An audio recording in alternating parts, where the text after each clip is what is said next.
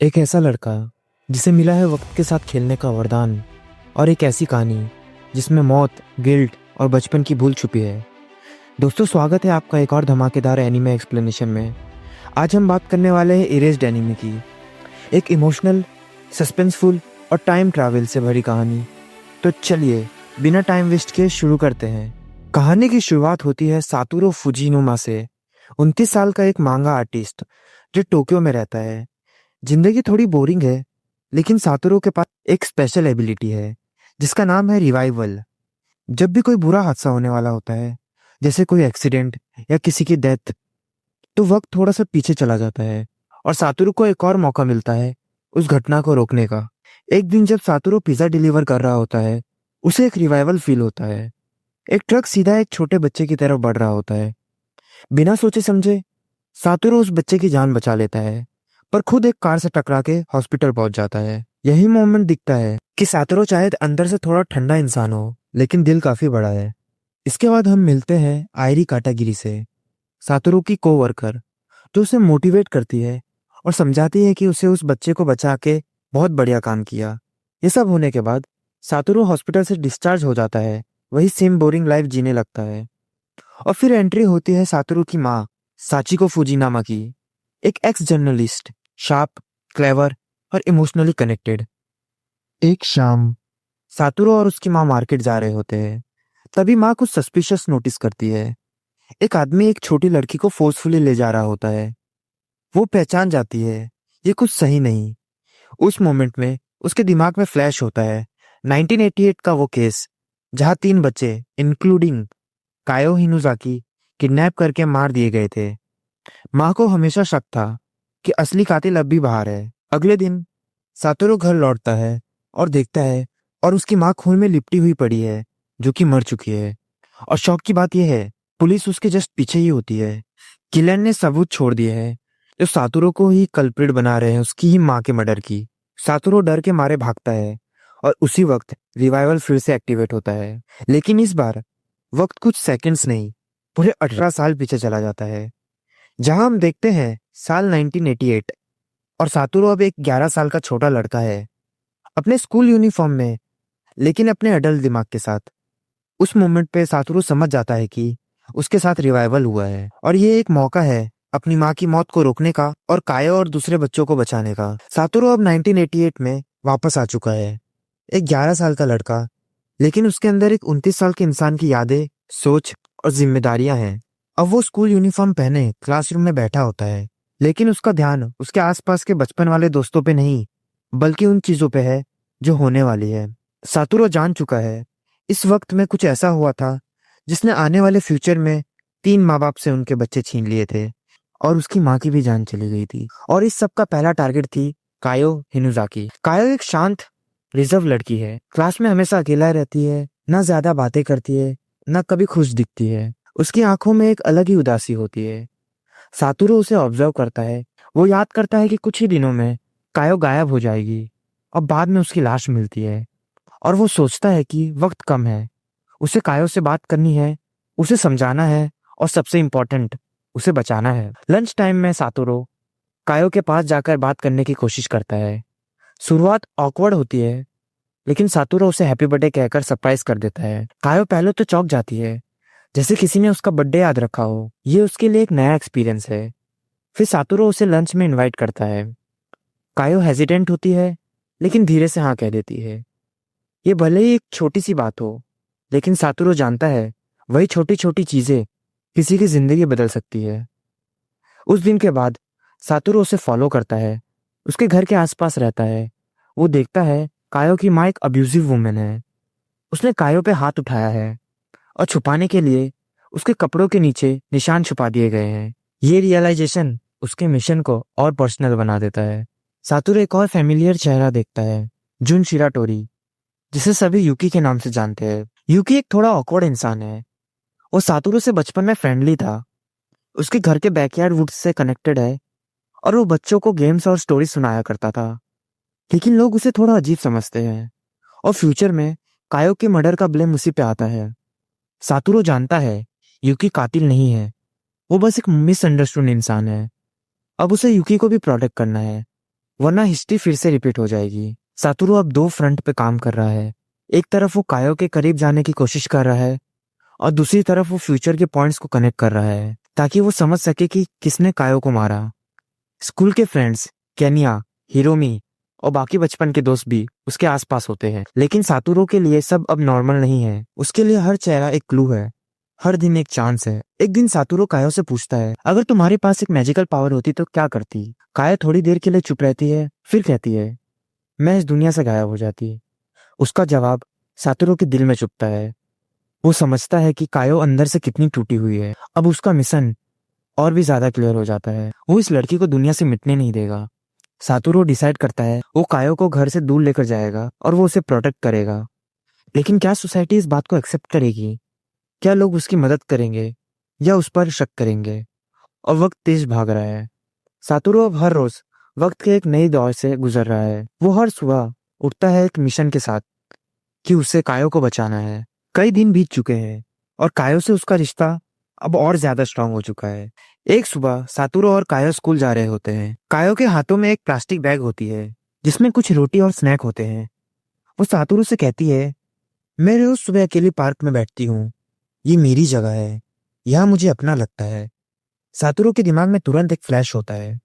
ये वही पार्क है जहाँ से कायो लास्ट टाइम देखी गई थी। वो समझ जाता है ये स्पॉट बहुत इंपॉर्टेंट है। अगर कायो हर सुबह यहाँ होती है तो किलर ने यहीं से उसे टारगेट किया होगा। सातोरू डिसाइड करता है वो कायो के साथ उस पार्क में हर सुबह जाएगा। एक दिन वो दोनों सुबह सुबह स्नो कवर्ड बेंच पर बैठे होते हैं। सातोरू कायो के हाथों में ठंडी पड़ी हुई उंगलियों को देखता है और अपने ग्लव्स उसे देता है। कायो शॉक्ड होती है। उसकी आंखों में थोड़ी सी नरमी आती है, जैसे उसने पहली बार किसी से प्यार महसूस किया हो।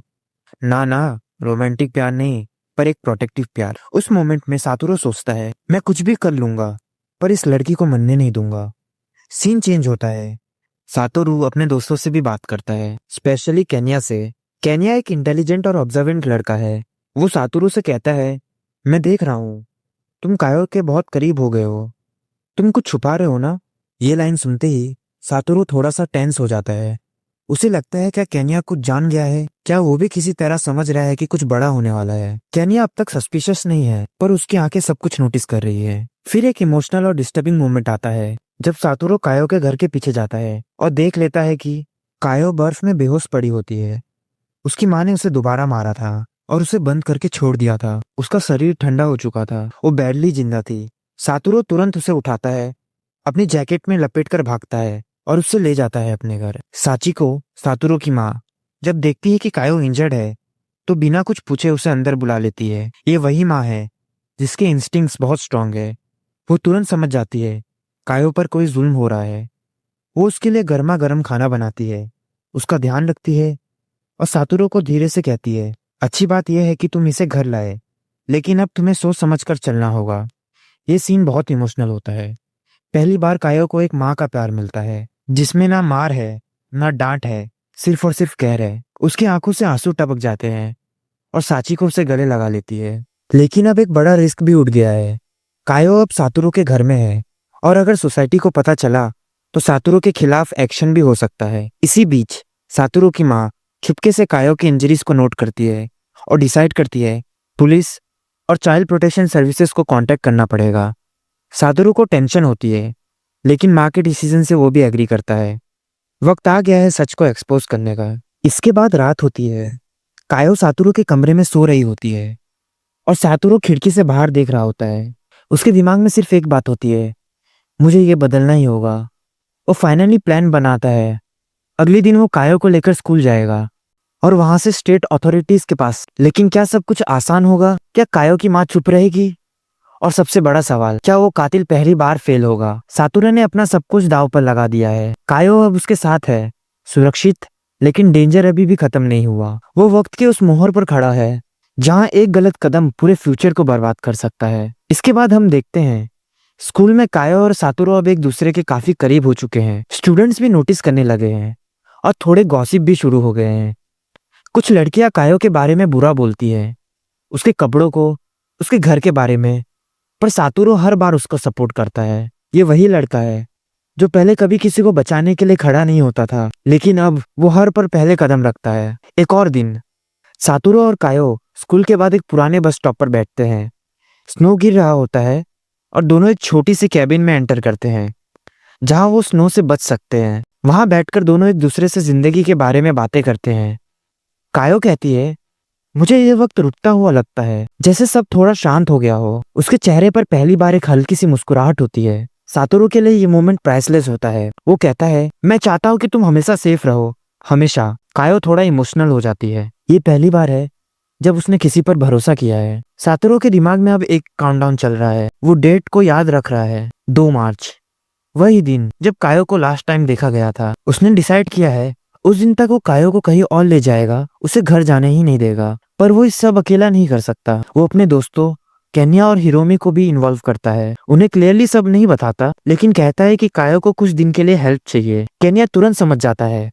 उसके एक्सप्रेशन से लगता है जैसे वो सब कुछ जान गया हो। वो सातोरू से कहता है, तुम्हारे इरादे सही है, मैं तुम्हारी मदद करूंगा। अगले कुछ दिन सातोरू, केन्या और हिरोमी मिलकर एक प्लान बनाते हैं। वो कायो के लिए एक सेफ जगह रेडी करते हैं, एक एम्प्टी स्टोरेज शेड जहाँ पहले टूल्स रखे जाते हैं। उस जगह में ब्लैंकेट, फूड और बेसिक चीजें रख देते हैं। कायो के लिए वो जगह एक टेम्पररी घर बन जाती है। सातोरू कहता है, तुम्हें बस कुछ दिन यहाँ रहना है, बस 2 मार्च तक। कायो उसे देखती है और कहती है, क्या तुम मुझे फिर से छोड़ दोगे? सातोरू उसका हाथ पकड़ के कहता है, मैं प्रॉमिस करता हूँ तुम्हें कुछ नहीं होगा। उसके बाद हम देखते हैं कायो के घर वापस नहीं जाने पर उसकी माँ सस्पिशियस हो जाती है। वो स्कूल अथॉरिटीज के पास जाती है और सातोरू के खिलाफ बोलती है, लेकिन साचिको, सातोरू की माँ, वक्त पे समझ जाती है और सब कुछ कामली हैंडल करती है। साचिको पुलिस को भी इन्वॉल्व करती है और फाइनली चाइल्ड वेलफेयर डिपार्टमेंट कायो के घर जाते हैं। वो उसकी इंजरीज देखते हैं, उसकी माँ के अगेंस्ट प्रूफ मिलते हैं और फिर कायो को ऑफिशियली रेस्क्यू कर लिया जाता है। कायो अब सेफ है।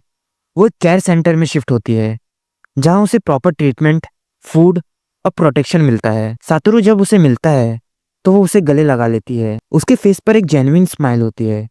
वो कहती है, तुमने मुझे सच में बचाया।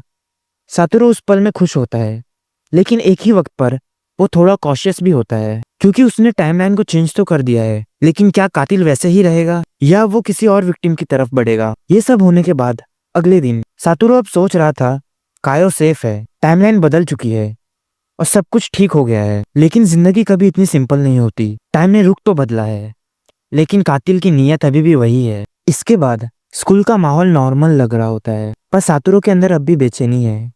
वो बार बार अपने रिवाइवल के बारे में सोचता है। क्या ये वाकई सक्सेसफुल था? कायो अब स्कूल में वापस आई है। वो क्लास में सबसे इंटरेक्ट करने लगी है। उसका कॉन्फिडेंस बढ़ गया है। सातोरू उसे डोर से देखता है और खुश होता है, लेकिन तभी टीचर अटेंडेंस चेक करती है और अनाउंस करते हैं, आया Nakanishi is absent today. Satoru का दिमाग तुरंत अलर्ट हो जाता है। आया नाकानिशी, वो लड़की जिसका नाम उसने फ्यूचर में सुना था, एक और विक्टिम। सातोरू के दिमाग में तुरंत कैलकुलेशन चलने लगती है। अगर कायो बच गई है तो क्या किलर ने किसी और को टारगेट करना शुरू कर दिया है? वक्त अब सिर्फ एक टिकिंग बॉम्ब है और हर सेकंड इंपॉर्टेंट है। सातोरू सीक्रेटली आया के शेड्यूल को ट्रैक करता है और वो नोटिस करता है कि आया अक्सर लेट तक स्केटिंग क्लास में रुकती है। एक पैटर्न फिर से बन रहा है, एक अकेली लड़की रात में और एक शैडो जिसे कोई नहीं देख रहा। सातोरू अब अपने एक और दोस्त से मदद मांगता है, यूकी। यूकी पहले से ही लोगों के शक के दायरे में है और सातोरू जानता है कि फ्यूचर में आया के केस का ब्लेम भी उसी पे जाएगा। वो यूकी के घर जाता है, उसके साथ बैठता है, उसका बिहेवियर ऑब्जर्व करता है। यूकी बिल्कुल इनोसेंट लगता है, एकदम नादान। वो सिर्फ दोस्तों की मदद करना चाहता है। उसकी ऑकवर्डनेस उसका नेचर का पार्ट है, ना कि उसके इंटेंशंस का। सातोरू अब और भी श्योर हो जाता है, किलर कोई और ही है। तो भाइयों, इस वीडियो के लिए बस इतना ही। अगर आपको स्टोरी पसंद आई हो और आपको इसका पार्ट 2 चाहिए तो नीचे कमेंट बॉक्स में कमेंट कर दीजिएगा। और हाँ, वीडियो को लाइक और चैनल को सब्सक्राइब करना मत भूलना, ताकि आपके भाई को ऐसी मोटिवेशन मिले और धमाकेदार वीडियोस लाने के लिए। मैं आपसे मिलता हूँ एक और अगले वीडियो में। तब तक के लिए टेक केयर एंड सायोनारा।